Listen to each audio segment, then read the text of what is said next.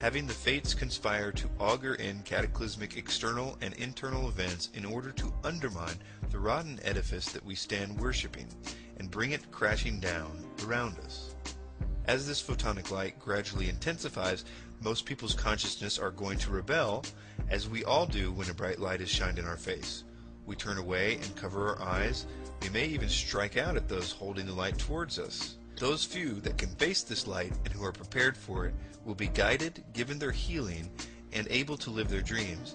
But these few will have to be deeply able to understand what's happening to those around them in order to be defended against the worst effects of this irregular but radical change. David Icke, another person who thinks that the 26,000-year precession cycle will somehow pass the Earth through a light nebula in 2012, says the following: "Then we can go into a stage 2, which is an incredible consciousness shift which is going to happen, and is happening for many people already, but it can happen for everyone if we open up to the knowledge of what's going on, and to do that, the edifice of oppression must go. And the second is not going to happen for many people unless we remove the edifice of suppression. Because many people are going to think, what the heck is going on? And they're going to go through this great change in a complete fog of what's happening. Fear, oh my goodness, what's happening? Two things to do here. One is to start focusing on how the world is controlled, identifying it, removing it. Secondly, we can all concentrate on the transformation spiritually that is unfolding in the year 2012 and beyond." The following is a random channeling session that I pulled from the internet. It says, "There is an extraordinary divine alchemy also happening with your planet, and humanity as it experiences this karmic transmutation. The roots of the new human evolution are taking hold. Through the changes that will occur in your lives and in your world over the next years, a human society of oneness will indeed be birthed. If there is no change, no upheaval, which causes the old ways and systems to be evaluated and dispensed with, then no evolution is possible." Icke and Tsarian and all the 2012 proponents go on at length to tell us why we need to evolve from the spiritual state that we are currently in. It's more of the tired old line that all the problems of the world were caused by religions, and that religions, especially the Christian one, is the greatest enemy of enlightenment. This is the idea that I explain in my video, Religious Wars, Fact or Fiction, that is also a piece to this complicated web of indoctrination we are all going through. The sum of the video is that it was never true believers of any religions that caused wars, but instead it was the governments who, through controlling education systems, perverted religious teachings so that they could get their people to fight wars for them. In fact, that's the reason why the Bible was kept from Christian after Rome took over Christianity. Because true Christian teaching has literally no place for anything but absolute peace and love for your enemies. And that concept is not good for governments that love war. So I will now stop beating around the bush and tell you what I think is going to happen, and how it will lead to genocide. Keep in mind, this is my opinion, and I'm still working on it. And I'm sure that many of the details that I will propose about how we will get there are going to be wrong. But we will get there. A major war will be set up by those that have the power to make things like that happen. I think there will be an effort to make this war seem like the same war prophesied at the end of the Bible, in order to give credibility to their next move.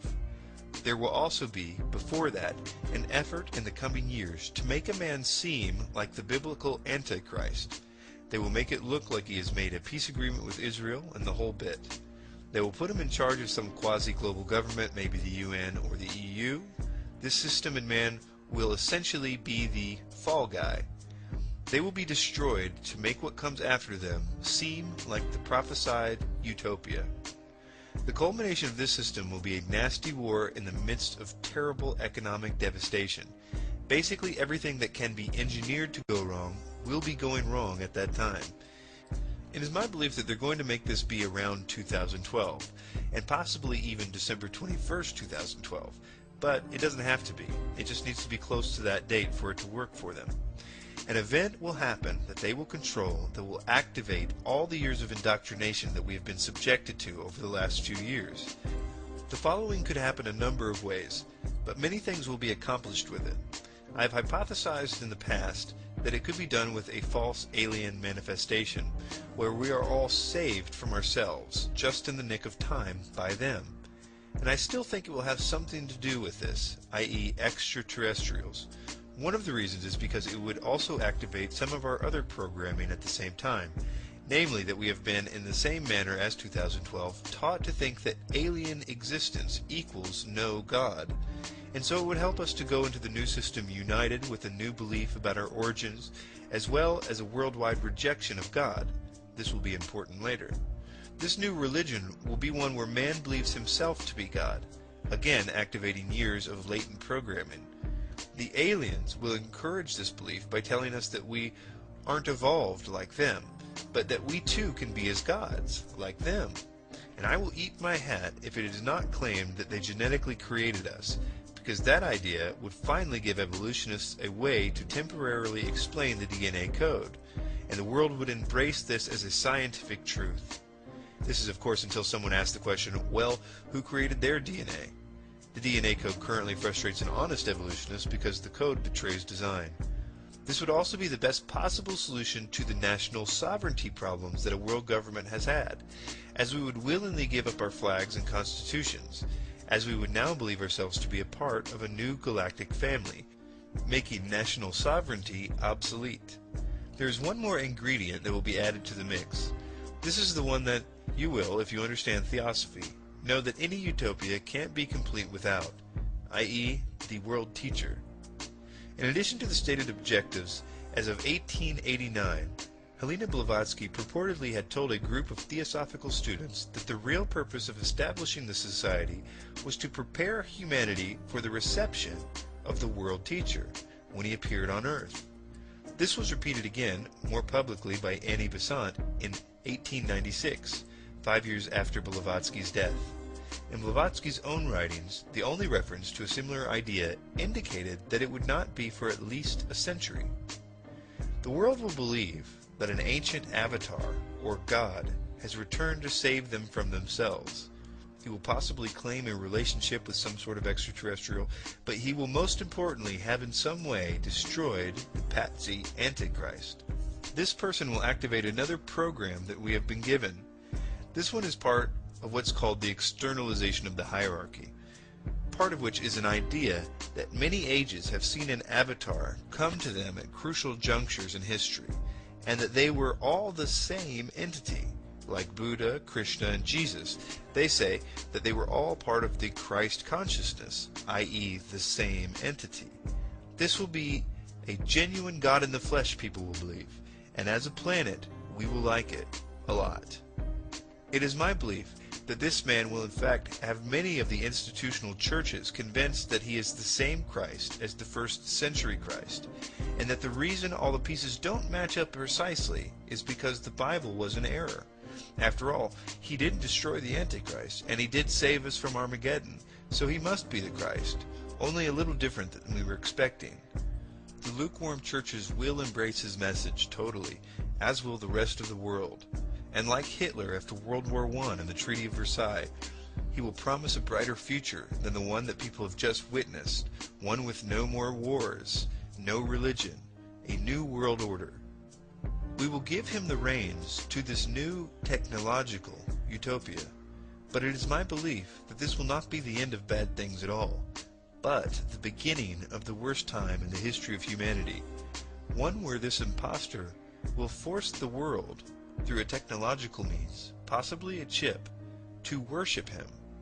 And this is why, in my opinion, when the disciples of the real Jesus asked him what his return would be like, he started his answer with this. And Jesus answered and said unto them, Take heed that no man deceive you. For many shall come in my name, saying, I am Christ, and shall deceive many. And ye shall hear of wars and rumors of wars. See that you are not troubled, for all these things must come to pass. But the end is not yet. My friends, every conceivable conspiracy has in some way or another been leading up to this event. It has all been preparation for this. This is a spiritual war, and there is a very powerful entity that wants to try to extract the worship from every human on this earth. For the first time, he has the infrastructure to control people in such a way to do this. All of the money systems, and the geopolitics, and the police state, and the chemical poisoning of the planet have all played a role in preparing the world to be spiritually milked by this ancient cherub. But no matter how powerful he is, he and all his demons are still subject to the lowliest Christian, who has been given total power over all dark spirits, because the real Christ has given it to them, even though most do not understand what they have or use it. But this is why it is said, the spirit who lives in you is greater than the spirit who lives in the world.